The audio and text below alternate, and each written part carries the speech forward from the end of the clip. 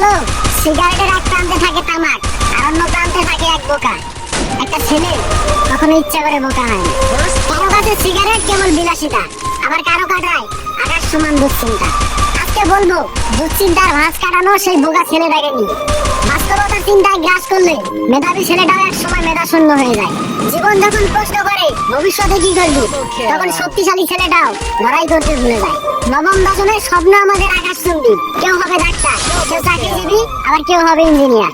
আমাদের পড়ালেখা ওই মাধ্যমিকেই শেষ, এরপরে কেউ শ্রমিক, কেউ কৃষি কাজে, আবার কারো ছাড়তে হয় দেশ।